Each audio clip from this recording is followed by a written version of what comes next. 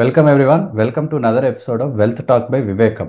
So latest quarter రిజల్ట్స్లోకి వచ్చేసాం కాబట్టి almost చాలా కంపెనీస్ రిజల్ట్స్ డిక్లేర్ చేశారు. రిజల్ట్స్ని ఫోకస్గా పెట్టుకొని మనం ఈ సెషన్ని ఎక్కువ వరకు కంపెనీస్ యొక్క పర్ఫార్మెన్స్, ఆ యొక్క రిజల్ట్స్ని అనాలిసిస్ చేసే ప్రయత్నం చేద్దాం.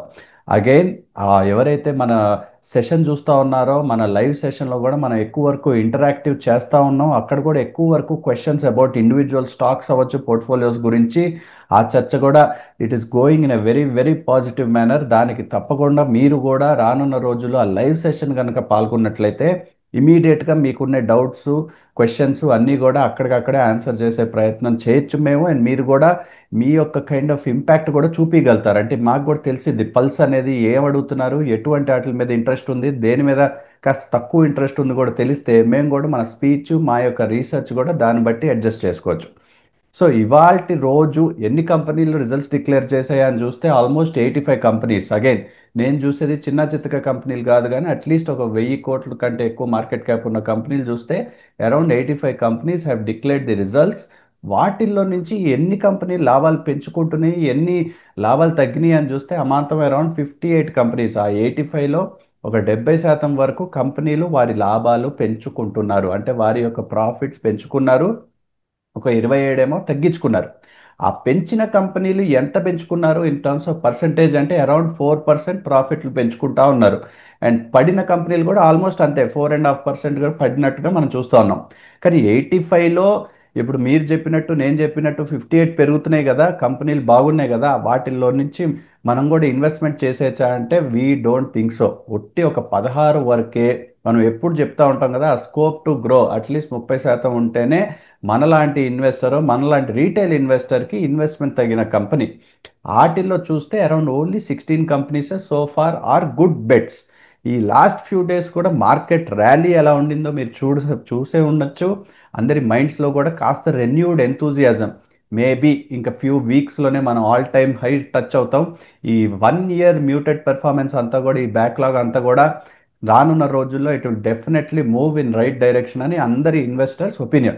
సో రిజల్ట్స్లోకి పూర్తిగా ఒక్కొక్క స్టాక్ స్పెసిఫిక్ రిజల్ట్స్లోకి వెళ్ళే ముందు ప్రసాద్ గారు, I mean generic question, any specific reason market is doing this bullish momentum right now? లేకపోతే ఆ స్టెబిలిటీ, ఆ ఫారెన్ ఇన్ఫ్లోస్ కూడా రావటం, ఇవన్నీనే కైండ్ ఆఫ్ కారణాలు అంటారా? ప్రేక్షకులందరూ కొద్దిగా నా రిక్వెస్ట్ ఏంటంటే ఈ రోజు నాకు కొద్దిగా సోర్ థ్రోట్ ఉండడంతో వాయిస్ కొద్దిగా వీక్ గా ఉండొచ్చు.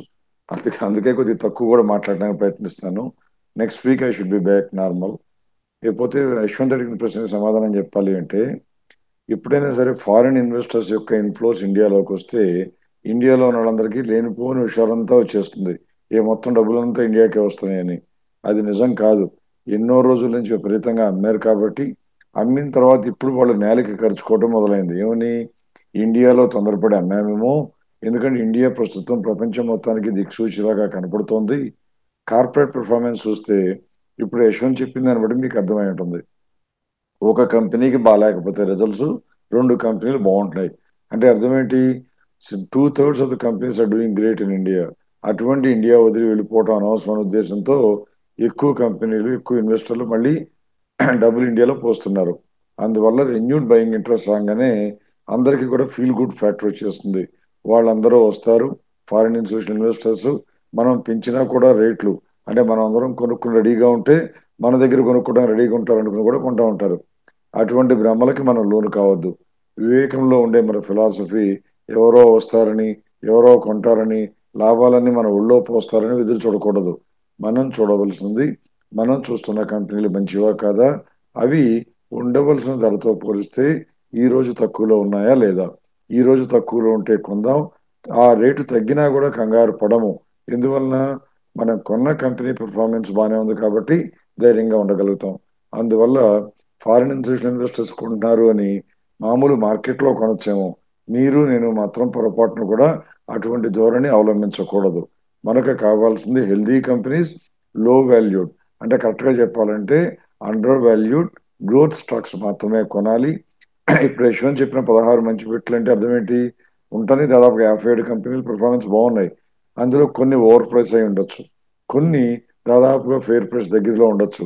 అవి కొనుక్కున్నా కానీ మళ్ళీ అమ్మమని చెప్తాం కదా, అవి కొనడం అవసరం లేదు. ఎట్టి పరిస్థితుల్లో తక్కువలో ఉన్నాయో కొనాలి. అవి చూస్తే కనుక 16 కంపెనీస్. రైట్ అండి. మనం ఈ వారం అంటే ప్రసాద్ గారి గొంతు కూడా మీరు వినే ఉండరు కాబట్టి మనం ఎక్కువ వరకు స్టాక్స్ పాయింటెడ్ క్వశ్చన్స్ అడిగే ప్రయత్నమే చేద్దాం. Will cover a lot of stocks అంటే 5-6 కంపెనీలు కవర్ చేద్దాం. సో దట్ ఎందుకంటే రిజల్ట్స్ వస్తున్నాయి కాబట్టి మీకు కూడా ఉపయోగంగా ఉంటుంది. ఫస్ట్ అండ్ ఫార్మోస్ట్ చాలామంది అడుగుతా ఉన్నారు ఎటర్నల్ జొమాటో గురించి అడుగుతా ఉన్నారు. న్యూస్ కూడా డామినేట్ చేస్తున్న స్టాక్. ఈ ఇంటర్నెట్ కంపెనీ ఎలా అయితే మొత్తానికి రెవల్యూషనైజ్ చేసిందో మన అట్లీస్ట్ ఇమీడియట్ సర్కిల్లోనే చూస్తూ ఉన్నాం. రిజల్ట్స్ వచ్చేసరికి 13,590 crores. అంటే సేల్స్ ఆర్ హ్యూమంగస్. ఆ బ్లింకిట్లో ఉండే ఇన్వెస్ట్మెంట్ దాని మీద పెట్టే ఖర్చులు కూడా definitely showcasing in terms of top line growth with Zomato. Profits చూస్తేనేమో around 4-5 quarters back triple digit అట్లీస్ట్ 160, 170, 250 crores ప్రాఫిట్ చూసిన కంపెనీ 13,590 crores ఇవాల్టి రోజుకి ప్రాఫిట్ వచ్చేసరికి 65 కోట్లు వరకే. అగైన్ ఈ కంపెనీలన్నీ కూడా first they look into monopolising the market. ఆ ప్రైసెస్ తగ్గించుకుని ఆ ప్రెవలెన్స్ పెంచుకుని ఆ తర్వాత స్లోగా ప్రైసెస్ పెంచుకుని స్టిక్కీనెస్ పెంచుకుని వారి యొక్క బిజినెస్ మోడల్ బిల్డ్ చేసుకున్న కంపెనీలు న్యూ ఏజ్ కంపెనీస్లో definitely one of the biggest. Zomato results ఏమో స్ట్రాంగ్గా వీకా అంటే అట్లీస్ట్ టాప్ లైన్ పెంచుకుంది, ప్రాఫిట్లు ఏమో తగ్గినాయి. So is it more than step of their next few steps కూడా ఎలా ఉంటుందని చెప్తున్నారు అనేదే మనం ఆలోచించాలి. సో ప్రైస్ వచ్చేసరికి అగైన్ ఎక్కడి నుంచి ఎక్కడికి వెళ్ళిందో మనం అందరం కూడా చూస్తూ ఉన్నాం. బట్ ఈ రిజల్ట్స్ అన్ని చూస్తే Prasad garu, so how can we take a calculated view అంటే ఇది ఆల్రెడీ కాస్త ఓవర్ వాల్యూడ్ స్టేజ్కి వెళ్ళిపోయి మనలాంటి రీటైల్ ఇన్వెస్టర్కి కాస్త జాగ్రత్తగా చూసి ఇన్వెస్ట్ చేయాల్సిన కంపెనీ అంటారా? బ్రేవ్ హార్ట్ ఇన్వెస్టర్లు, డై హార్డ్ ఇన్వెస్టర్లు ఉంటారు కొంతమంది. వాళ్ళు అనుకున్న కంపెనీలోనే లాభం సంపాదించాలి, ఆ కంపెనీ నేను కొంటే కనుక అక్కడి నుంచి బ్రహ్మాండంగా ఉండాలని కోరుకుంటే అటువంటి వాళ్ళకి కొనడానికి అనువుగా ఉంటుందేమో. కానీ ఈ కంపెనీ ఖచ్చితంగా మనకి రిటైల్ ఇన్వెస్టర్స్కి ఎంతో జాగ్రత్తగా కష్టపడి పొదుపు చేసుకున్న మొత్తాలని ఇటువంటి స్పెక్యులేటివ్ బెట్లో పెట్టడం అనేది ఏ రకంగా కూడా సమర్థనీయం కాదు. నిజానికి 2023-12లో కూడా చూస్తే ఈ కంపెనీ లాస్లో ఉండింది. అప్పటి నుంచి కొద్ది కొద్దిగా పెరుగుతూ ఇప్పుడు లాభంలోకి వచ్చినా కానీ ఈ కంపెనీలో ఇంకా స్టఫ్ ఉందా అంటే ఇంకా రాబోయే స్టఫ్ ఇంకా 2 ఏళ్ల తర్వాత వచ్చేది కూడా ఆల్రెడీ ప్రైస్లో నిక్షిప్తం అయిపోయింది. అంటే అర్థం ఏంటి? ఎక్విజిషన్లో పోటీలో పడేటప్పుడు ఎక్విజిషన్తో ఈ క్లయింట్ని ఎక్వైర్ చేస్తారు. ఆ ఎక్వైర్ చేసిన క్లయింట్ల దగ్గర నుంచి ₹4 సంపాదించాలి కదా, అప్పుడే కదా మన షేర్ హోల్డర్స్కి లాభాలు వచ్చేది. అలా కాకుండా కంపెనీని ఎక్వైరీ చేసుకుంటూ పోతాను, క్లయింట్స్ని ఎక్వైరీ చేసుకుంటూ పోతాను, చివరికి వాళ్ళకి ఆఫర్ చేయడానికి నా దగ్గర ఆ ఫుడ్ చైనో బ్లింకిటో తప్పితే ఇంకేం మార్గం లేదు అంటే how do you monetise? So కాబట్టి ఇటువంటి కంపెనీల్లో ఒకవేళ పెట్టాలి అనుకుంటే కూడా మ్యాక్సిమం 2%, 3% ఆఫ్ యువర్ ఇన్వెస్ట్మెంట్ వెళ్ళాలి, కానీ అంతకన్నా ఎక్కువ వెళ్ళకూడదు. స్పెక్యులేషన్ చేస్తాను అంటే చేసుకోవచ్చేమో, కానీ ఇన్వెస్ట్మెంట్ ఫోకస్లో ఇటువంటి కంపెనీలు కొనకూడదు. ఇందులో ఉన్న ఒకే ఒక్క positive factor, negative already Yashwant చెప్పాడు. సేల్స్ పెరిగినాయి, ప్రాఫిట్ తగ్గింది, అది వాస్తవం కనపడుతుంది. మీరు స్క్రీన్ మీద చూస్తే 4.68 దాకా వెళ్ళిన మార్జిన్ 2024లో పబ్లిక్ ఇష్యూకి వచ్చేసి కొన్ని రోజులు అయిపోయిన తర్వాత 5%కి వెళ్ళిన మార్జిన్ ఆ తర్వాత ఇప్పుడు మరి 0.5% పడిపోయింది. అంటే 90% ఆఫ్ ప్రాఫిట్ ఎరోడ్ అయిపోయింది. ఇది ఉన్న మార్జిన్ అది కూడా ప్రాఫిట్ కాదు. అదే టోటల్ ప్రాఫిట్ చూస్తే మాత్రం 740 కోట్లు ఉంటే అదే 185 కోట్లు వచ్చేసింది. సో ఏ రకంగా చూసినా కూడా ఇక్కడ రెడ్ కలర్లో బ్రహ్మాండంగా వేస్తున్నాం మనం, నో గ్రోత్. ఈ కంపెనీలో పెరుగుదల కనపడటం లేదు అని. కాబట్టి మన ఫస్ట్ ప్రిన్సిపల్ అయినా గ్రోత్ కాదా అనేది ఫెయిల్ అయింది. కాబట్టి ఎట్టి పరిస్థితుల్లో మనం ఒక్క ఇన్వెస్టర్ కూడా కొనుక్కోమని చెప్పం, ఉంచుకోమని చెప్పం. అయినా కూడా కొనుక్కున్నాను, ఉంచుకున్నాను, అమ్మలేకపోతున్నాను, ఏదైనా ఒకటన్నా సూతింగ్ వర్డ్స్ చెప్పండి అని అడిగే వాళ్ళు ఎవరుంటే వాళ్ళకి ఒకే ఒక్క సూతింగ్ వర్డ్స్ ఏంటంటే ఈసారి బాగా ట్యాక్స్ పెరగటం మూలంగా వచ్చింది తప్పితే డిప్రిసియేషన్లు కానీ అన్ని తీసేసి EBITDA, earning before interest depreciation tax చూస్తే మాత్రం స్క్రీన్ మీద కనపడుతుంది 1914 కోట్లు. అంటే 32,000 కోట్లు మొత్తం సేల్స్ ఉంటే అందులో దాదాపు 6% వరకు కూడా ఎబిటా ఉంది. That is the only good sign. అంటే రాబోయే 1-2 ఇయర్స్లో ప్రాఫిట్లోకి రావచ్చు అని మాత్రమే కనపడుతుంది. నేను కొనమని చెప్పలేను. ఒకవేళ మీరు కొనుక్కుని ఒకటేదన్నా మంచి మాట ఉంటే బాగుంటుందంటే ఈ ఒక్కటి తప్పితే there is nothing else good about this company. ఎంత ఎక్వైరీ చేసినా కూడా మనలాంటి వాళ్ళకి, జాగ్రత్తగా ఉండే వాళ్ళకి మాత్రం అనువైన కంపెనీ కానే కాదు. రైట్ అండి. నెక్స్ట్ మనం ఇన్ఫోసిస్ గురించి కవర్ చేద్దాం. అంటే దీనికి టోటల్ ఆపోజిట్ అని చెప్పకూడదు కానీ one of these giants with much much more stable work, stable revenue flow. Latest quarter results ఎలా ఉన్నాయా అంటే results continue to be strong. ఈ headwinds impact IT sector మొత్తానికి చాలా పెద్ద దెబ్బ పడిద్ది. అండ్ అదే అందుకనే అందరం కూడా ఈ అట్లీస్ట్ రిజల్ట్ సీజన్ ఎంతో ఆసక్తిగా చూస్తూ ఉన్నాం, ఎస్పెషలీ ఐటీ కంపెనీస్. అండ్ రానున్న రోజుల్లో ఈ H1B ఇంపాక్ట్ కూడా మేబీ నెక్స్ట్ క్వార్టర్లో కూడా తెలిసిద్ది. కానీ at least with regards to latest quarter results are strong, sales బాగున్నాయి, ప్రాఫిట్స్ బాగున్నాయి. అండ్ ట్రైలింగ్ 12 months చూస్తే కూడా అన్నీ మనకి నచ్చిన డైరెక్షన్లో ట్రెండ్ అవుతూ ఉన్నాయి. మోస్ట్ ఇంపార్టెంట్గా ప్రైస్ పోనీ ఏమైనా ఆల్రెడీ బాగా కరెక్ట్ అయిందంటే like all big IT companies ఇది కూడా సంవత్సరం పాటు అదే స్టాగ్నెంట్, అంటే అరౌండ్ 25-30% డ్రాప్ చూసిన stock price without that impact in fundamentals. అంటే వీళ్ళు ముందే ఎదురు చూసి ఆ యొక్క రీస్ట్రక్చరింగ్ చేసుకున్నారు, ఎఫిషియన్సీ పెంచుకుంటున్నారు. ఇంత పెద్ద కంపెనీ లాంటి ఇన్ఫోసిస్ రిజల్ట్స్ కూడా బాగున్నప్పుడు ప్రైస్ కూడా కాస్త మ్యాచ్ అయ్యేటప్పుడు why not get in to it. Infosys అనేది ఇండియన్ ఇన్వెస్టర్స్ కి ఒక రకంగా కళల్లో ఉన్నటువంటి స్వప్నం. అంటే నిజంగా చెప్పాలంటే ఇప్పుడు కూడా ఆ కంపెనీని నమ్ముకుని ఆ కంపెనీతో కాపురం చేసి ఆ కంపెనీతో జీవితాంతం ఉందామని కోరుకునే వాళ్ళు అనేక మంది ఉండేవాళ్ళు. అయితే ఇప్పుడు కూడా భారతదేశంలో ఉన్న స్టాక్ మార్కెట్లో ఉన్న ఇన్వెస్టర్లు ఎక్కువ మందికి ఆలోచన కన్నా ఆశలే వాళ్ళ యొక్క యాక్షన్స్ ని డైరెక్ట్ చేస్తూ ఉంటాయి. దానికి కారణం ఏంటంటే కంపెనీ బాగుందా లేదా కాదు వాళ్ళకి కావాల్సింది, కంపెనీని బాగుందని అందరూ అంటున్నారా లేదా. అంటే కంపెనీలో నిజంగా లాభాలున్నా నచ్చదు. ఎందుకు? అందరూ కనుక అరే రే బాలేదే అని పెదవి విరిచారనుకోండి, వాళ్ళతో పాటు వీళ్ళు కూడా కోరస్ లాగా బాలేదంట బాలేదంట. ఎందుకు బాలేదు అంటే సాధారణంగా 100లో 99 మంది చెప్పలేరు. అంటే ఆ వాళ్ళ మాట వీళ్ళ మాట విని రియాక్ట్ అవుతుంటారు.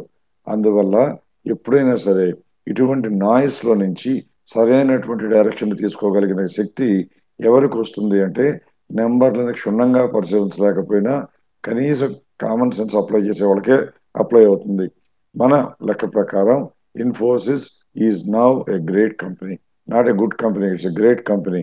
ఎందుకు చెప్తున్నాను అంటే మొట్టమొదటి H1B గురించి కూడా నిన్న కాక మొన్న మార్కెట్ కామెంటరీలతో పాటు సలీల్ పరీక్ ఆ కంపెనీ CEO కూడా చెప్పడం జరిగింది. మా కంపెనీలో H1B వీసా మీద వెళ్ళి అక్కడ స్పాన్సర్షిప్ అవసరమయ్యి అంటే $1,00,000 కట్టవలసిన క్యాండిడేట్లు చాలా తక్కువ, చాలా చాలా తక్కువ. అది ఈజీగా మేము రీచ్ అవ్వగలము, మాకు అసలు ఇంపాక్ట్ లేదు అన్నారు. అంటే అర్థం ఏంటి? ట్రంప్ తీసుకొచ్చిన $1,00,000 ఫర్ H1B వీసా అనేది వీళ్ళని హర్ట్ చేయదు. లేకపోతే టాప్ లైన్ ఏమైనా తగ్గిందా?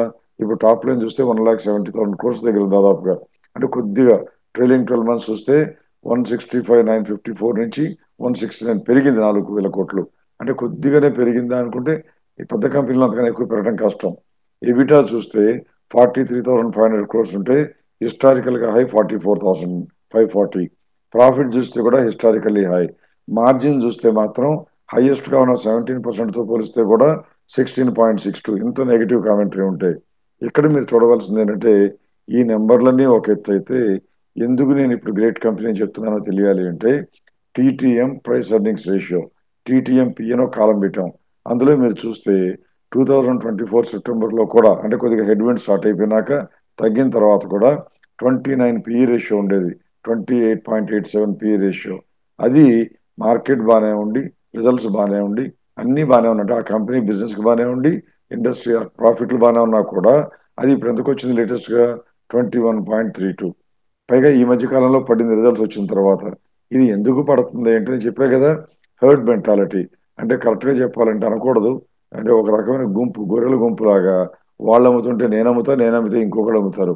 ఇలా చేయటమే తప్పితే ఈ కంపెనీ ఈ సమయంలో అమ్మవలసినటువంటి అవసరం ఇంత కూడా ఉండదు. అందువల్ల ఈ కంపెనీ కొనుక్కోవచ్చు అంటే కొనుక్కోవచ్చు. ఎందుకు కొనుక్కోవచ్చు?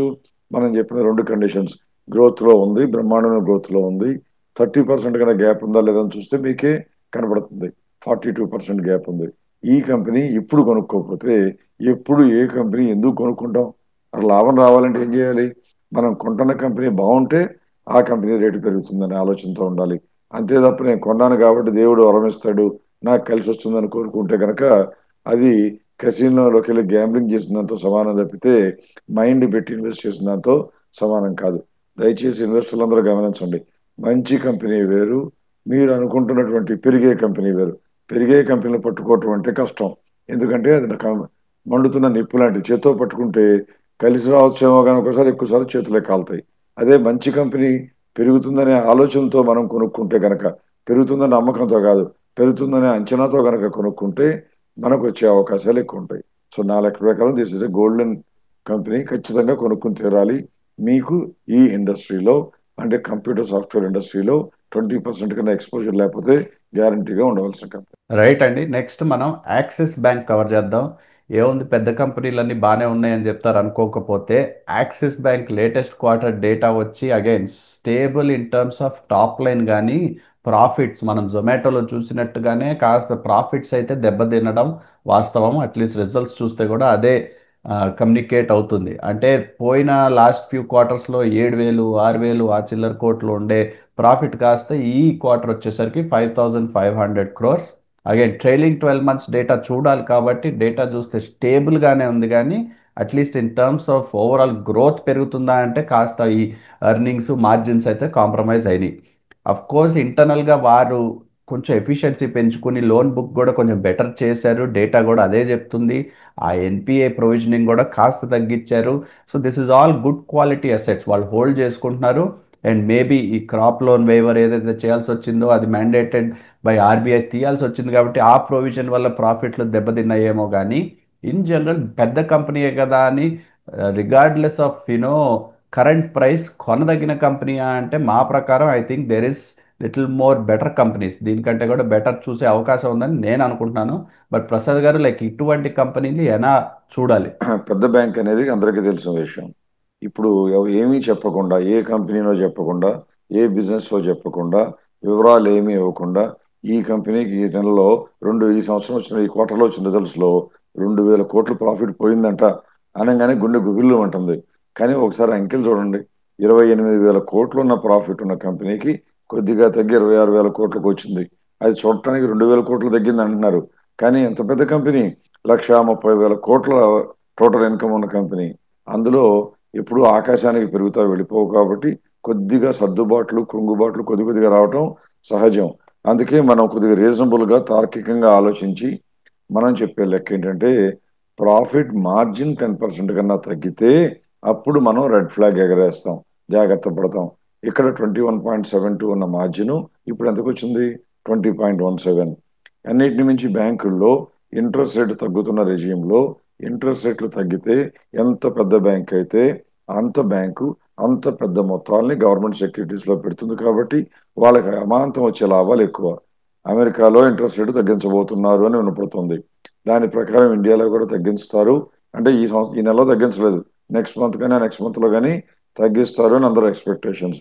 అలా తగ్గినప్పుడు ఈ లాభాలన్నీ ఆ క్వార్టర్‌లో అమాంతంగా పెరిగి ఇప్పుడు 2,000 తగ్గితే రేపు 4,000 పెరిగి కనపడటానికి అవకాశాలు ఎక్కువ. అందువల్ల యాక్సిస్ బ్యాంక్ మీ దగ్గర ఉంటే అమ్మవలసిన అవసరం ఏమాత్రం లేని కంపెనీ. ఎందుకు అంటే ఇప్పుడున్న మార్కెట్ రేట్ చూస్తే 1,200 అయితే దాదాపుగా 1,400 వరకు పెరగాలి. అంటే 20% ఇంకా పెరగడానికి ఛాన్స్ ఉంది. సో, అందువల్ల ఉంచుకోదగిన కంపెనీ. కొనదగిన కంపెనీ అన్నా అంటే యశ్వంత్ చెప్పినట్లుగా ఇది కొనదగిన కంపెనీ కాదు. ఎందుకంటే ఆల్రెడీ పెరిగొచ్చింది. మీరు స్క్రీన్ మీద డేటానే గనక చూస్తుంటే 1,150, 1,170 నుంచి మొదలుపెట్టండి 1,070 నుంచి ఇప్పుడు 1,200కి. అంటే 13% ఆల్రెడీ పెరిగిపోయింది. ఒకవేళ అంతకే తగ్గి మళ్ళీ 1,50కి వస్తే ఈ కంపెనీ కూడా కొనుక్కోమని చెప్పొచ్చు. ఎందుకని?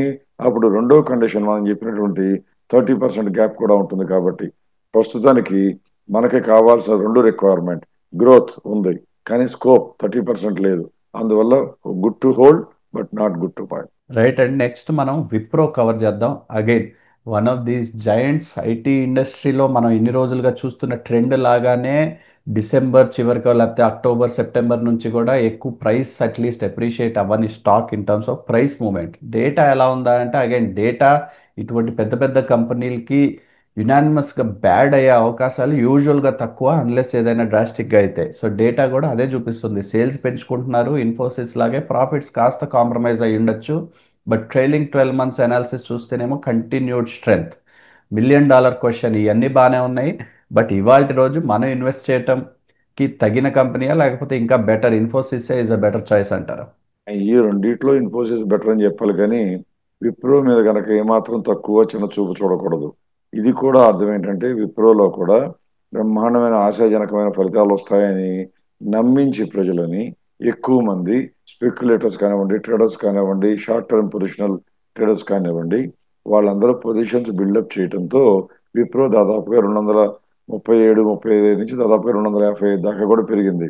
దానికి కారణం ఏంటి అంటే వాళ్ళు బిల్డప్ చేసుకొచ్చిన పొజిషన్స్ చేసుకొచ్చి ఏం చేస్తారు, వాళ్ళకి ఇన్కమ్ రావాలంటే మనలాంటి వాళ్ళు ఎవరన్నా ఉంటే మనకు అంటగట్టడానికి ప్రయత్నం చేస్తారు.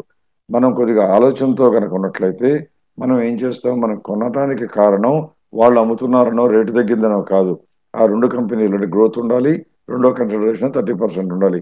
నిన్నటి వరకు కొనటానికి అనువుగా లేని కంపెనీ, ఒక రకంగా యాక్సిస్ బ్యాంక్ తో సమానంగా మంచి కంపెనీనే కొనడానికి పనికిరాదు ఉంచుకోవటానికి అని చెప్పిన కంపెనీ ఇప్పుడు తగ్గటంతో, ఈ రోజు తగ్గటంతో అది మనకు కొనడానికి అందుబాటులోకి వచ్చింది. ఈ రోజే కొనాలా అంటే మనం ఈ ప్రోగ్రామ్ మీకు టెలికాస్ట్ చేసేటప్పటికి బహుశా శనివారం అవుతుంది కాబట్టి మార్కెట్ ఉండదు. మండే రోజునే తొందరపడి కొనాలంటే అక్కర్లా, అంత ఫాస్ట్గా ఇంకా పెరగదు, రిజల్ట్స్ న్యూస్ అయిపోయినాయి కాబట్టి. కానీ ఈ రేట్లోనే కనుక ఉంటే అంటే 240 రేంజ్లో కనుక ఉన్నట్లయితే ఇది కూడా కొనుక్కోవడానికి అనువైన కంపెనీ. ఎక్స్ట్రా జాగ్రత్త పడతాను, ఒకే కంపెనీ బదులు సెక్టర్లో రెండు కొంటాను అనేవాళ్ళు ఎవరైనా ఉంటే ఇన్ఫోసిస్తో పాటు ఇది కూడా ఆలోచించవచ్చు. టాటా కన్సల్టెన్సీ మనం అంతకుముందు పోయిన వారం కవర్ చేసాం. అలాగే విప్రో కూడా కొనదగిన కంపెనీ. ఇందులో ఏది కొంటాను అంటే మా లెక్క ప్రకారం ఆ రోజున మీరు డబ్బు ఇన్వెస్ట్ చేయాలనుకున్న రోజున ఏది ఎక్కువ గ్యాప్ ఉందో అది కొనమని చెప్తాం. కాబట్టి ఇవాళ రోజు ఇన్ఫోసిస్ చెప్పాం, రేపు కనుక ఒక 5% పెరిగింది అనుకోండి, అది విప్రో కన్నా అవకాశం తక్కువ ఉన్న కంపెనీ అవ్వచ్చు. ఈ లోపల విప్రో 2% తగ్గితే. కాబట్టి ఏ కంపెనీ, ఈ మూడిట్లో ఏ కంపెనీ అంటే చెప్పలేము, కానీ మూడు కంపెనీలు ప్రస్తుతానికి మంచిగానే కనబడుతున్నాయి. ఇందులో మీరు కొనే రోజున మాక్సిమం స్కోప్ ఏదో ఉంది, అందులో కొనుక్కోవటం, ధైర్యంగా కూర్చోవటమే మనం చేయవలసిన పని. So this is a good company. ఈ కంపెనీ గురించి ఇంత కూడా డౌట్ ఎవరికి అక్కర్లేదు. Right and next angel one cover చేద్దాం.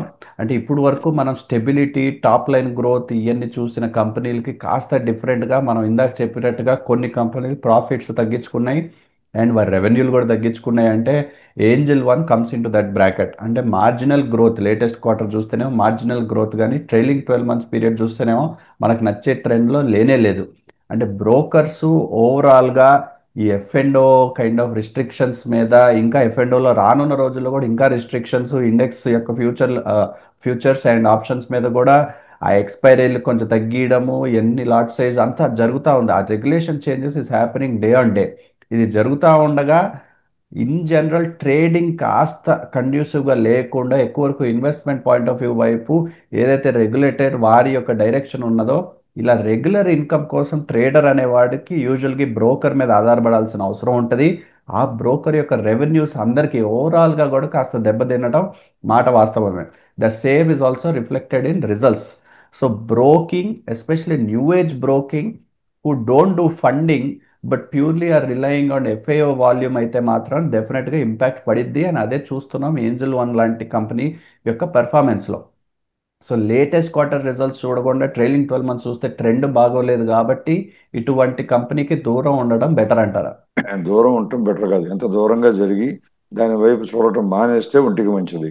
ఎందుకంటే మన సామెత చెప్తా ఉంటాం తెలుగులో, పేరు గొప్ప ఊరు దిబ్బ అని. అలా ఈ కంపెనీకి అంతకుముందు గతంలో గొప్ప కంపెనీ కాబట్టి ఈ రోజు కూడా గొప్పదే ఉంటుంది అనేటువంటిది ఎట్టి పరిస్థితుల్లో కూడా సరైన ఆర్గ్యుమెంట్ కాదు. నెంబర్లు చూడటం తెలియాలి.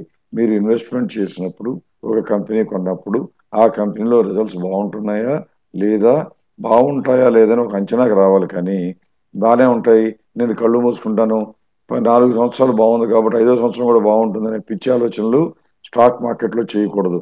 అలా చేయదలుచుకుంటే కనుక మీరు మ్యూచువల్ ఫండ్ లేదా ఇండెక్స్ ఫండ్ కొనుక్కోవాలి, కానీ ఈక్విటీస్లో మాత్రం ఇన్వెస్ట్ చేయకూడదు. ఈక్విటీస్లో ఇన్వెస్ట్ చేస్తే 3 నెలలకు ఒకసారి రిజల్ట్స్ డిక్లేర్ చేసేది మీరు కళ్ళు తెరుచుకుని చెవులు రెక్కించి వినండి, చూడండి అని చెప్పడం. అందువల్ల ఈ కంపెనీ స్క్రీన్ మీద చాలా పెద్ద బోల్డ్గా పెట్టాను చూడండి, నో గ్రోత్ అంటే గ్రోతే లేదు. ఎందుకు గ్రోత్ లేదు?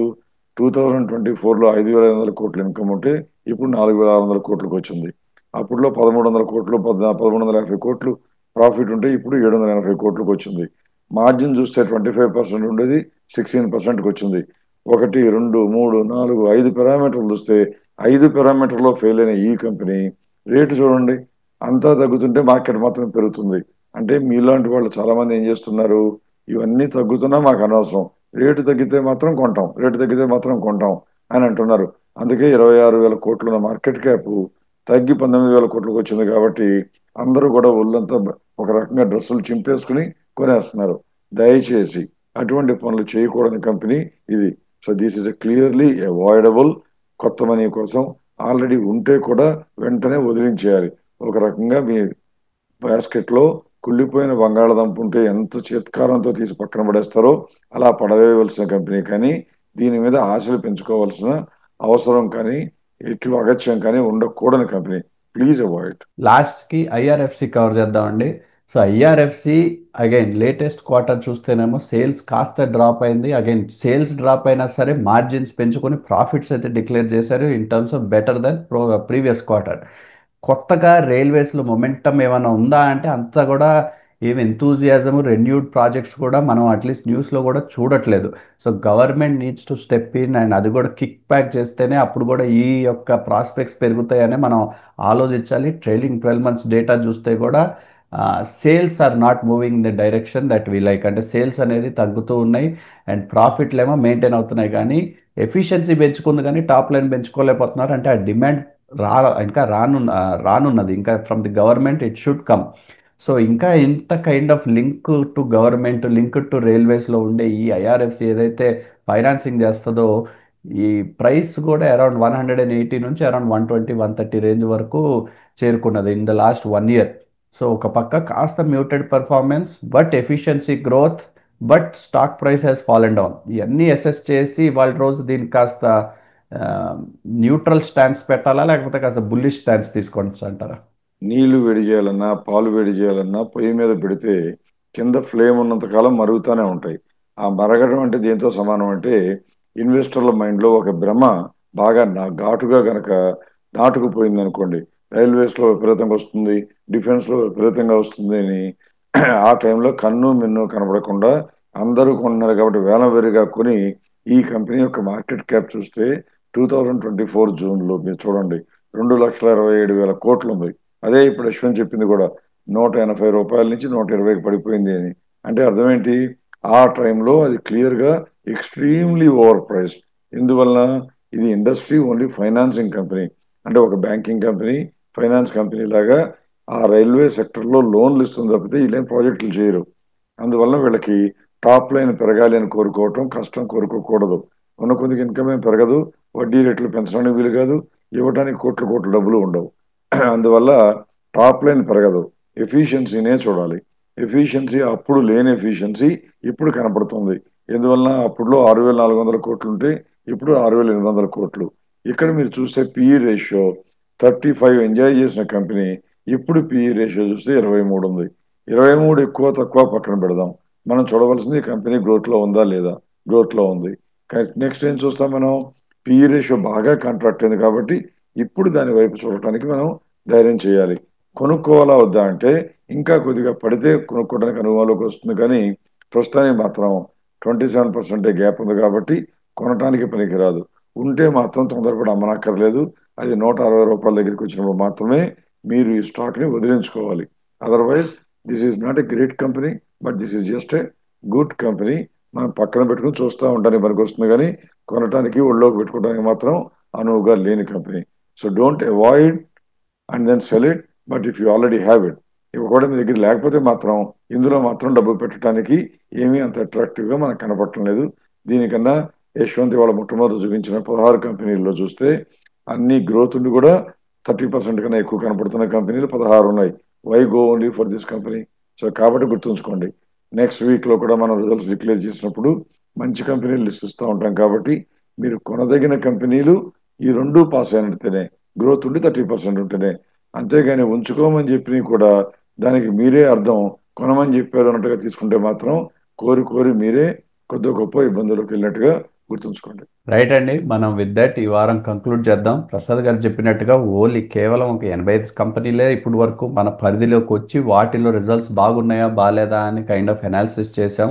ఇంకా మనం we're in second week of October. ఈ వచ్చే వారానికి 100కి పైగా కంపెనీలు రిజల్ట్స్ డిక్లేర్ చేస్తారు కాబట్టి let us not limit our scope to only ABC uh 20, 30, 35% companies results బాగున్నాయంటే scope ఇంకా బాగా ఉండే అవకాశాలు చాలా ఉంటాయి. అటువంటి కంపెనీస్లోనే మనం as a retail investor enter అయితే మనకు కూడా లాభాలు వచ్చే అవకాశాలు ఎక్కువ ఉంటాయి. So we should take that calculated opinion. Some times patience works out. యూజువల్గా ఇన్వెస్ట్మెంట్లో patience always works out. So let us be patient and రానున్న రోజుల్లో కూడా రిజల్ట్స్ని డిస్కస్ చేద్దాం. Will see you again next week.